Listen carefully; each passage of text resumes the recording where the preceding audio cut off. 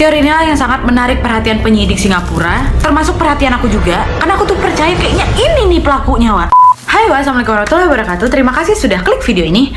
Oke, di video kali ini aku akan kembali menceritakan sebuah cerita kriminal lagi. Kalau sebelumnya aku selalu membahas pelaku dari sebuah tindakan pembunuhan, di video kali ini aku akan kembali menceritakan sebuah cerita dari korban pembunuhan. Kenapa korbannya, Wak? Karena pembunuhnya nggak tahu siapa. Mungkin antara kalian sudah pernah dengar kisah ini, dan kalau misalnya dilihat dari video-video aku tuh belum pernah menceritakan sebuah kisah kriminal yang menimpa sebuah keluarga nih, ha. Nah inilah, Wak, di video kali ini aku akan menceritakan sebuah kisah pembunuhan dari sebuah keluarga di Singapura yang lebih dikenal dengan misteri pembunuhan keluarga Tan, di mana kisah ini kembali melibatkan anak-anak yang tidak bersalah yang turut menjadi korban kebrutalan orang yang nggak ada otaknya. Gimana kisahnya, Wak? Check it out.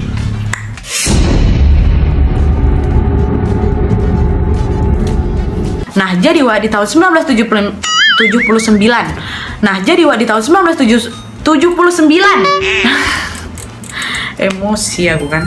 Pada tahun 1979 di Singapura sana, keempat anak dari keluarga Tan ditemukan tewas dalam keadaan yang mengenaskan, di mana keempat anak tidak bersalah ini ditemukan tertumpuk-tumpuk di kamar mandi rumah orang tuanya di Geylang Bahru.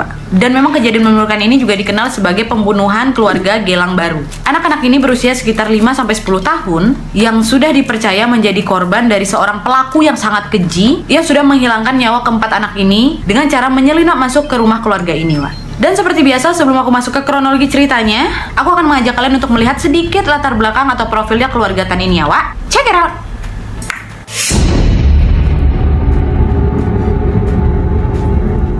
Jadi keluarga Tan ini terdiri dari 6 orang, Wak. Ayahnya pada saat itu berusia 38 tahun bernama Tan Kuen Chai, ibunya berusia 30 tahun bernama Lee Mei Ying, dan keempat anak kecil mereka nih. Anak pertamanya bernama Tan Kok Peng berusia 10 tahun, yang kedua Tan Kok Hin berusia 8 tahun, yang ketiga Tan Kok Sun berusia 6 tahun, dan yang terakhir Tan Chi Ni yang berusia 5 tahun. Laki-laki, perempuan. Nah, keluarga ini tinggal di sebuah daerah bernama Geylang Bahru di Singapura, Wak. Pada saat itu mereka menempati sebuah rumah flat di blok 58. Tan Kuen Chai dan Lee Mei Ying ini, orang tua mereka, mempunyai bisnis minibus di mana mereka ini bekerja untuk mengantar jemput anak-anak sekolah, Wak. Bukan anak mereka, anak-anak sekolah-sekolah lain gitu, ha. Kok Pen, Kok Hin, Kok Sun waktu itu masih sekolah di sekolah dasar Bendemeer. Nah, sementara adiknya nih si Cina masih TK, Wak, waktu itu.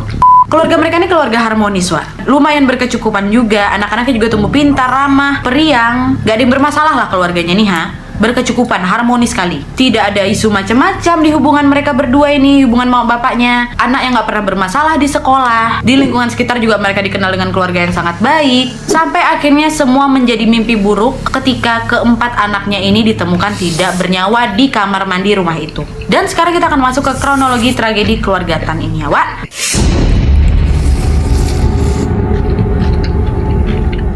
Nah, jadi Wak, pada waktu itu, tepatnya di hari Sabtu tanggal 6 Januari 1979, ibu bapak keempat anak ini sekitar jam 6 pagi mulai keluar rumah untuk bekerja. Sementara waktu mereka pergi, keempat anaknya ini masih tidur. Dan kegiatan ini memang rutinitas mereka sehari-hari gitu, Wak. Nah, pergilah mereka berdua nih bekerja, Wak. Udahnya di jam 7:10, si Lee Mei, mamanya ini nelfonlah ke rumah untuk bangunin keempat anaknya ini. Ini juga rutinitas mereka sehari-hari. Ditelepon sekali, trining. Wih, kok gak diangkat? Sekali dimatikan. Diteleponnya lagi untuk kedua nih, trining.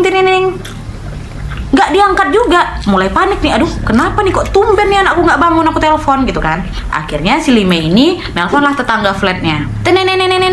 Diangkat sama tetangganya. Iya bu, mohon maaf nih, boleh nggak aku minta tolong bu? Apa bu? Katanya, ini anak aku dari tadi ku telepon nggak ada ngangkat. Ibu boleh nggak tolongin ketokin pintu rumah saya? Tolong cekin bu, soalnya nggak biasa nih anak saya nggak angkat telepon saya, katanya. Oh iya bu, nanti saya cek, kata dia gitu kan. Dah ditutup. Pergilah ibu tetangganya ini ngecek ke rumah flatnya kan. Ketok tok. Sekali diketok nggak ada jawaban.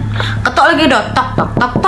Tetap juga nggak ada jawaban. Ketiga dipanggilnya nama anak ini. Kok Peng, Kok Hin, Kok Sun, nih ini tante. Bangun nak, bangun, kata gitu. Tetap nggak ada jawaban, Wak. Danya, aduh kemana anak-anak ini? Nah, ibu tetangganya pun udah tahu rutinitas keluarga mereka, Wak. Kalau pagi mau bapaknya pergi, nanti agak pagi udah kedengeran tuh suara anak-anaknya udah bangun gitu. Dahnya dia balik ke flat, ditelepon balik sama si Lime nih. Bangun orang itu bu, ada mereka di rumah kan? Bu, nggak ada orang yang dibuka pintu bu. Lelap kali tidurnya nggak bu? Nggak mungkin, kata ibunya. Anak itu kalau aku telepon pasti selalu angkat. pasti si Kopeng tuh yang angkat, abangnya tuh ya, anak pertama. Ya udah Bu, coba cepet balik aja, biar kita cek sama-sama, kata tetangganya kan. Dah lah, bepanian lah orang berdua ini. Akhirnya nggak lama kemudian baliklah si Limei sama si Tan Wak lakinya. Waktu balik dia buka pintu, masuk dia kan ke rumah, nggak ada apa-apa nih. Dicek ke kamar anaknya, nggak ada orang. Dah nyawa waktu masuk ke kamar mandi, disitulah mereka melihat adegan yang sangat mengerikan. Kenapa? Mereka melihat keempat anak kesayangannya ini dalam keadaan sangat mengenaskan, di mana tubuh mereka tertumpuk-tumpuk dan sudah dipenuhi darah. Dan waktu ditemukan juga anak-anaknya ini masih menggunakan piyama atau baju tidur, dan tubuhnya mereka itu dipenuhi luka sayatan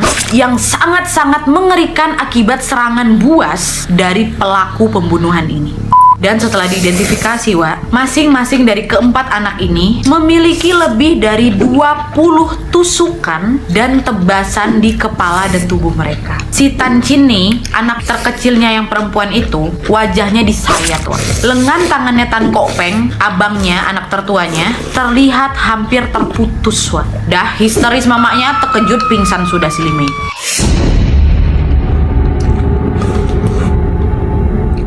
Setelah kejadian ini, polisi pun langsung datang untuk memeriksa TKP. Dan sayangnya di TKP penyelidik menemukan hanya sedikit bukti, di mana mereka menemukan sedikit sekali bercak darah di dekat bak cuci piring mereka. Dan mereka mengindikasi sepertinya sang pembunuh ini sempat membersihkan dirinya dulu sebelum mereka pergi. Dan waktu diperiksa juga, anak tertuanya si Kopeng ini sepertinya sempat melawan, karena di tangannya ini ada beberapa helai rambut di tangannya, kayak dia tuh habis ngejambak pembunuhnya tuh loh. Inilah yang membuat beberapa orang percaya kalau si Kopeng ini sempat melakukan sedikit perlawanan tuh. Dan setelah diperiksa juga, penyelidik tidak menemukan tanda-tanda masuk ke rumah secara paksa, dan juga tidak ada barang yang dicuri, Tidak ada tanda-tanda senjata pembunuhan, tapi mereka sepertinya berpikir kalau si pelaku ini sudah menghabisi keempat anak ini menggunakan golok atau celurit gitu. Dan ada juga beberapa laporan mengatakan kalau ada celurit atau belati atau yang sejenisnya itulah yang hilang dari rumah itu. Jadi sepertinya senjata yang digunakan untuk menghabisi keempat nyawa anak ini berasal dari rumah itu. Tapi akhirnya laporannya juga kayak dihilangkan karena kekurangan bukti gitu. Dan karena kejadian ini, penegak hukum percaya bahwa sepertinya kejahatan ini sudah direncanakan sebelumnya. Ini dikarenakan si pembunuh sangat sedikit meninggalkan barang bukti, dan juga tampaknya dia tahu aktivitas dari keluarga ini, dan dia juga mengetahui bahwa anak-anak ini lagi sendiri nih, bapaknya nggak ada. Dan pastinya penyidik menganggap bahwa pembunuhnya ini pasti orang yang dikenal oleh keluarga ini. Dan akhirnya di tanggal 7 Januari 1979, keempat anak malang ini dimakamkan di pemakaman Cho Chu Kang, di mana saat dimakamkan keempat anak ini menggunakan baju terbaik mereka yang dikelilingi oleh barang-barang kesayangan mereka seperti buku, tas sekolah mereka, dan yang jelas mainan-mainan kesayangannya. Dan selama pemakaman, Li Mei Ying, ibunya, pingsan berkali-kali ketika anak-anaknya ini dimasukkan ke peti-peti masing-masing milik mereka. Dan setelah kejadian ini dilakukan investigasi besar-besaran tuh. Pada saat itu polisi memeriksa sekitar 100 orang tetangga dan anggota keluarganya si Tan. Tapi sayangnya mereka menemukan hanya sedikit informasi yang digunakan untuk bisa membantu penyelidikan mereka nih. Ada beberapa orang dicurigai, diperiksa, habis itu dibebaskan karena kurangnya bukti. Dan banyak juga laporan-laporan dari orang sekitar, di mana mereka ini merekomendasi untuk mewawancarai beberapa orang yang dianggap mencurigakan, tapi setelah diperiksa tetap aja nggak kebukti, dibebaskan lagi. Dan ada juga laporan dari salah satu orang di sekitar flat rumahnya itu, dia pernah melihat si Limei, ibu keempat anak ini, lagi berantem atau berdebat sama seorang pria di dekat flat mereka, tapi mereka ini agak kurang bisa mengidentifikasi siapakah orang itu. Ada juga saksi lain mengatakan kalau dia ini sempat melihat pasangan di dekat TKP dan salah satu di antara mereka itu berlumuran darah. Tapi waktu diperiksa, keterangannya itu tidak menguatkan apapun, akhirnya nggak dilanjutin lagi pemeriksaannya. Dan setelah kematian keempat anak malang ini, banyaklah itu teori-teori yang menyelimuti kematian dari keempat anak malang ini. Dan sekarang aku mau ngajak kalian untuk melihat ke beberapa teori-teori soal kematian dari Tan bersaudara ini ya, Check it out.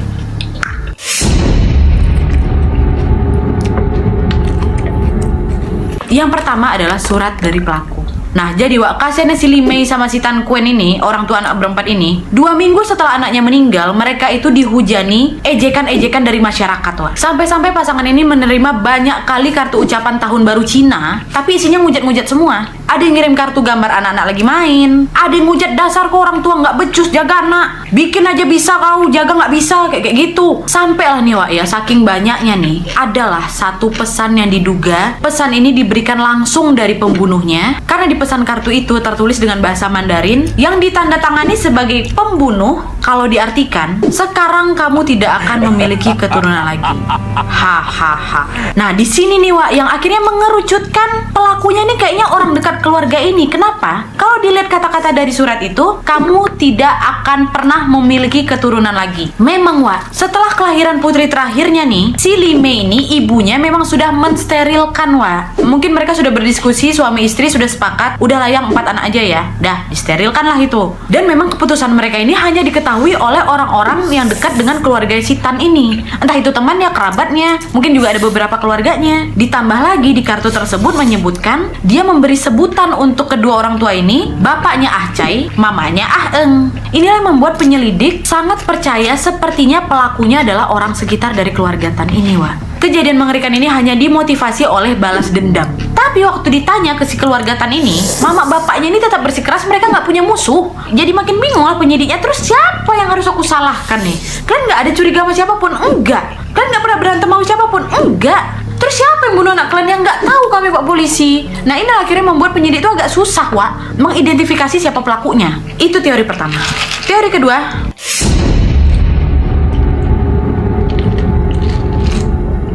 kedua, adalah teori Tontin. Nah, apa tuh Tontin, Wak? Jadi gini, Tontin itu adalah sebuah organisasi individu yang mengadakan perjanjian untuk mengumpulkan sejumlah uang atau sesuatu yang bernilai lebih dari uang yang memungkinkan orang terakhir yang selamat di kelompok itu atau yang hidup di kelompok itu dapat mengambil seluruh uang yang sudah berhasil mereka kumpulkan. Nah, skema Tontin ini dulu diciptakan oleh seseorang bankir di abad ke-17 yang bernama Lorenzo de Tonti. Makanya namanya Tontin, Wak. Tapi penyidik Singapura saat menyelidiki kemungkinan ini, mereka tidak dapat menemukan bukti yang dapat mendukungnya, Wak. Karena mereka menganggap bahwa sepertinya teori ini nggak masuk akal. Karena kalaupun mau diterapkan oleh si pembunuh nih, untuk mendapatkan manfaat atau keuntungan dari skema itu, yang harus meninggal itu adalah senior dari anggota keluarga itu, which is bapaknya, bukan anak-anaknya. Dan bisa diibaratkan orang terakhir yang berada di skema itu seperti kayak dapat durian runtuh gitu loh, Wak. Ini seperti perpaduan asuransi dan lotre gitu, Wak. Dan karena kurangnya cukup bukti, akhirnya teori ini tidak dapat membuktikan apapun.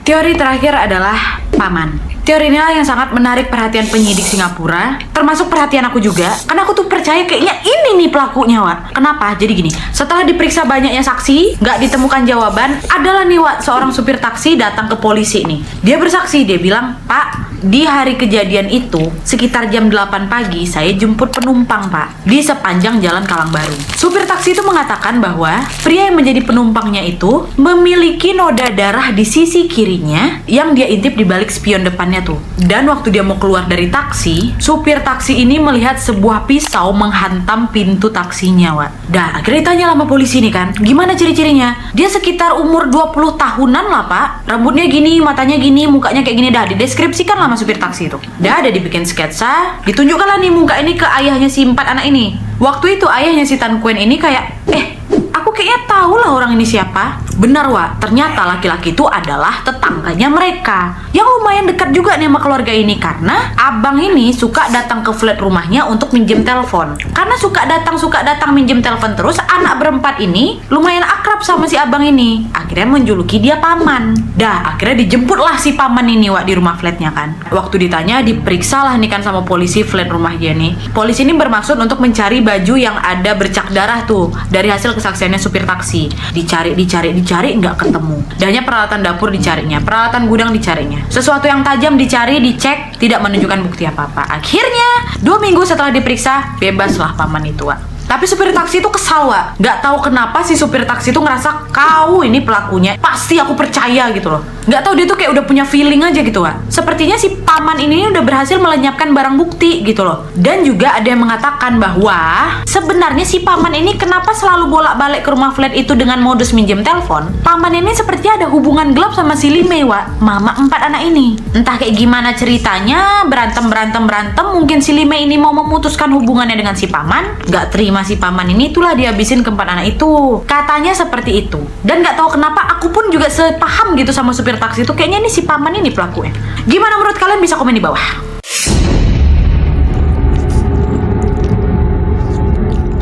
Dan sampai sekarang pun pembunuh keluarga Gelang Baru atau pembunuh keluarga Tan ini tidak diidentifikasi siapa pelakunya, Wak. Dan yang jelas memang kejadian memilukan atau menyedihkan ini membuat kedua pasangan Tan ini depresi, tapi tetap harus memaksakan diri untuk bisa melanjutkan kehidupannya kan. Dan akhirnya setelah meninggal keempat anak ini, mereka cobalah itu mengadopsi anak, Wak. Akhirnya di tahun 1982, Li Meiying menjalani operasi untuk membalikan sterilisasinya, dan di tanggal 30 Desember 1983, akhirnya Li Meiying berhasil melahirkan seorang anak laki-laki.